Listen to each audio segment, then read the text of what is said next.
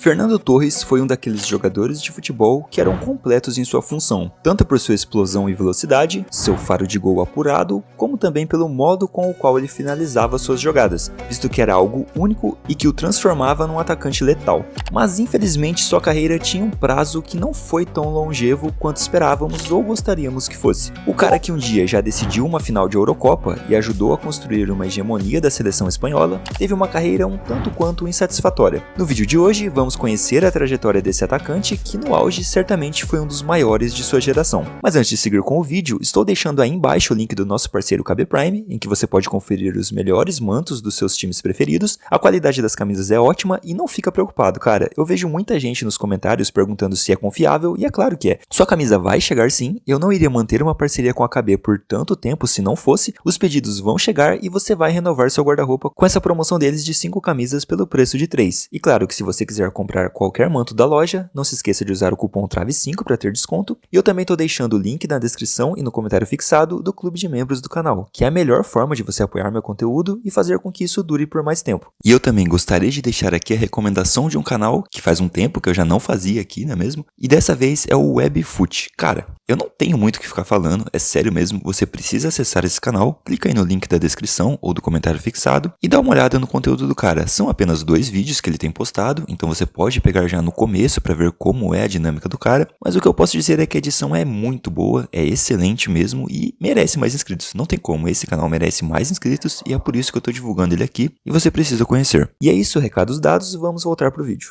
Fernando José Torres Sanz, ou El Ninho Torres, como também ficou conhecido, nasceu no dia 20 de março de 1984 em Madrid, na Espanha. Torres cresceu ao lado de seu avô, que era um torcedor colchoneiro e que, embora não fosse um apaixonado por futebol, acabou influenciando o jovem garoto a torcer pelo Atlético. E esse sim viria a se tornar um jogador de carteirinha que mais tarde faria história pelo clube de Madrid. Logo cedo, Torres passou a jogar futebol em sua região por um pequeno time de bairro, mas isso foi suficiente para que os olheiros do Atlético de Madrid o vissem e se encantassem com aquela joia que já jogava no ataque e demonstrava algumas habilidades com tão pouca idade. E é assim que Torres ingressa à base do Atlético em 1995 aos 11 anos, para começar uma história que mais tarde encantaria o mundo.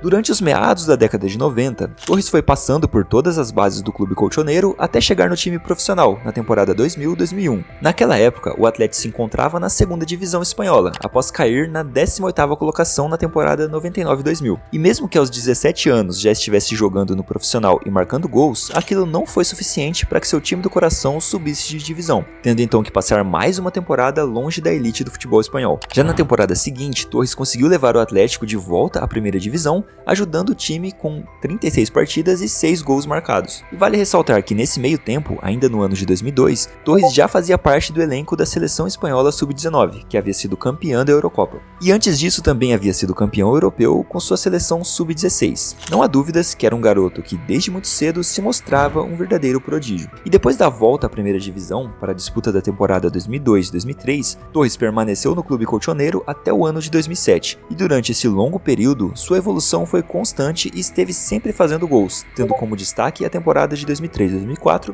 na qual balançou a rede 19 vezes nas 36 partidas que disputou pela La Liga, o que é uma média impressionante para uma época em que o campeonato espanhol tinha craques como Raul, Figo, Ronaldo Fenômeno e Ronaldinho Gaúcho. Ainda em 2004, Torres é convocado para a seleção que disputaria a Eurocopa em Portugal, mas acabou não saindo do banco numa péssima campanha em que sua seleção nem mesmo passou da fase de grupos. Mas independentemente disso, ele seguia como um diferencial naquele Atlético, que não tinha a relevância que tem hoje em dia, nem mesmo figurava em competições como a Champions League e tampouco brigava por títulos em seu país, ficando sempre no meio de tabela. Àquela altura, Torres estava num nível acima do que seu próprio clube, e vale lembrar de uma curiosidade aqui. Durante sua primeira passagem no Atlético, Torres chegou a jogar com o já veterano Diego Simeone, que mais tarde seria seu técnico durante sua volta ao clube colchoneiro. Em 2006, El Ninho participa daquela que foi sua primeira Copa do Mundo, mas acabam sendo eliminados pela França de Zidane ainda nas oitavas de final. Só que ele marcou 3 gols nas 4 partidas disputadas pela Espanha naquele Mundial, e claro que ele mal sabia que o melhor ainda estava por vir na próxima Copa. A temporada 2006-2007 é sua última, na primeira passagem pelo clube do coração, pois mesmo sendo o verdadeiro queridinho da torcida, sempre marcando gols e sendo o destaque do time, Torres precisava vivenciar coisas novas e expandir seus horizontes em ligas mais competitivas e em times, naquela época, mais competitivos, já que estava vivendo o seu auge no futebol e não havia mais como o Atlético segurar o jogador. Assim, sob o valor de 38 milhões de euros, Torres foi vendido ao Liverpool, onde se adaptaria rapidamente ao estilo de jogo dos ingleses e de suas competições, e ele chegou brilhando e fazendo gols, que era sua especialidade naquele momento. Na temporada 2007-2008, a sua primeira na Inglaterra, aos 24 anos de idade, Torres foi o vice-artilheiro da Premier League com impressionantes 24 gols, ficando atrás apenas de Cristiano Ronaldo.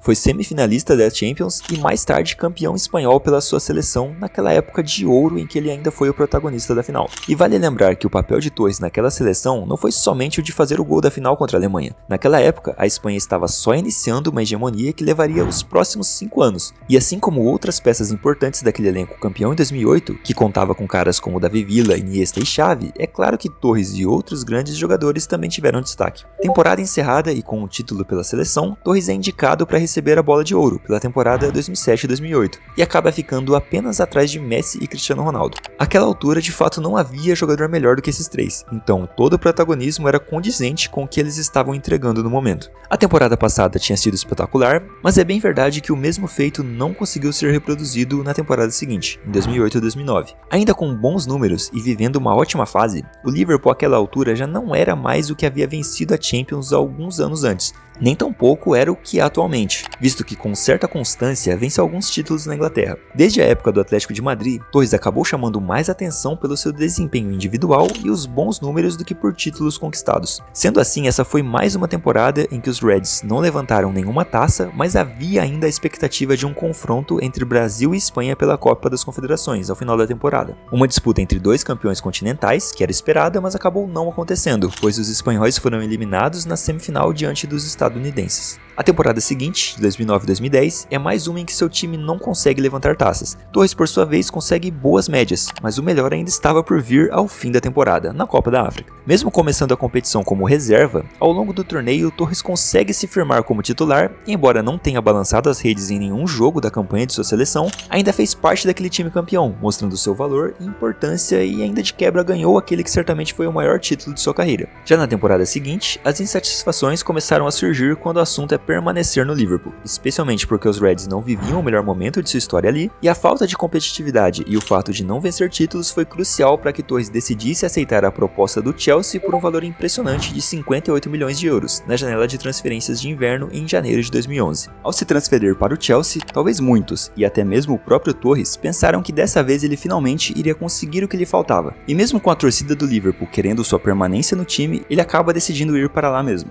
Pelo Liverpool, Torres disputou 142 partidas, marcou 81 gols e deu 19 assistências. Acho que daqui em diante, a maioria já deve saber qual rumo sua carreira tomou. Na metade da temporada 2010-2011, apenas um gol foi marcado em 18 jogos disputados, o que mostrou um começo nada promissor e bem longe do esperado. Chegou ao ponto que, em sua passagem no time, Torres acabou virando meme e ficando conhecido como o cara que perdia gols inexplicáveis, além, é claro, de não fazer mais tantos gols, o que era sua especialidade. Mas apesar de uma passagem conturbada, ele também viveu bons momentos no Chelsea como na Champions. Muitos até aqui já sabem que o Chelsea foi campeão pela primeira vez na competição, lá em 2012, e que Torres foi decisivo com aquele gol que colocou seu time na final contra o poderoso Barcelona de Pep Guardiola. Um gol épico no qual, ao apagar das luzes, Torres recebe a bola após o chutão de Bozingua. A bola cai nos pés de El Ninho, que em uma arrancada absurda, tira Valdez da jogada e sacramenta a classificação dos Blues, num gol que, se não existisse, não daria aquele título ao clube inglês. Mais tarde, a Espanha vai para mais uma Euro na busca do seu bicampeonato e Torres participa daquele elenco fantástico, que até pode não ter tido uma vida fácil em toda a competição, mas que deu um verdadeiro passeio contra a Itália na final, inclusive com Torres metendo um dos gols. O cara simplesmente gosta de fazer gols na final dessa competição, não tem como. Espanha 4, Itália 0, fora o baile. E esse título acaba sendo o último conquistado por aquela geração impecável. Acabou sendo uma boa temporada, essa de 2011 e 2012, mesmo que seu desempenho individual não tenha sido dos melhores, 3 títulos de bastante importância acabaram sendo conquistados, e querendo ou não, mais uma vez seu nome estaria escrito no Chelsea e também na sua seleção.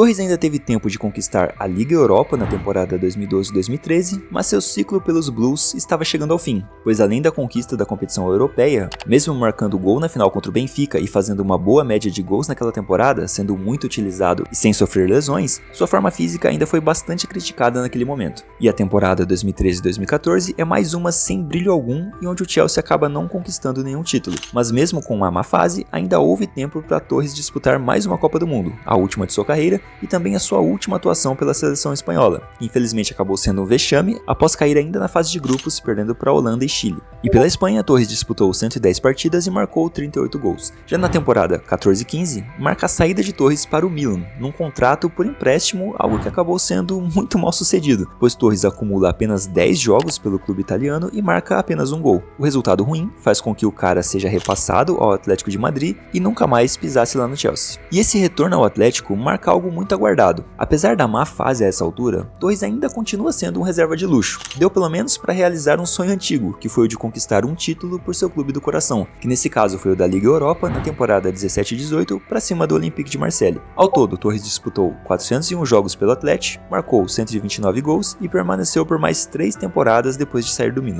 Ele atuou por mais algumas temporadas enquanto profissional e dessa vez, na temporada 18-19, Torres encerra sua carreira pelo Sagan Tosu, da primeira divisão do futebol japonês. Lá os números foram modestos, apenas 7 gols em 40 jogos. Assim, aos 35 anos, Fernando Torres enfim se aposentou do futebol. Quem conseguiu acompanhar o auge de Fernando Torres realmente foi um privilegiado, já que o cara era um atacante nato, um matador e fazia gols de tudo quanto é jeito. Fica até difícil definir o que deu errado pro Torres, se foram as lesões, a desmotivação para jogar futebol ou algo desconhecido pela maioria de nós. Ainda não sabemos, mas ficam marcadas as suas contribuições para esse esporte incrível e os momentos em que ele foi decisivo na conquista de títulos do mais alto escalão. Esse é um cara que certamente poderia ter ido mais longe em outra época, ou mesmo por razões as quais desconhecemos, mas de qualquer forma, Fernando Torres marcou toda uma geração e sempre será lembrado pelos seus feitos e pelas características que o tornavam um jogador único e impecável. Por esse vídeo é isso, se você gostou do conteúdo, deixa um like e um comentário aí embaixo para fortalecer o trabalho, e lembrando que a melhor forma de você me apoiar aqui e fazer com que o Trave a Trave continue por mais tempo é assinando o clube de membros do canal, que por apenas 5 você tem acesso a benefícios como sorteios mensais, e é isso. Também deixa aí embaixo sugestões de outros jogadores para a gente continuar essa série e nos vemos na próxima análise de Trave a Trave.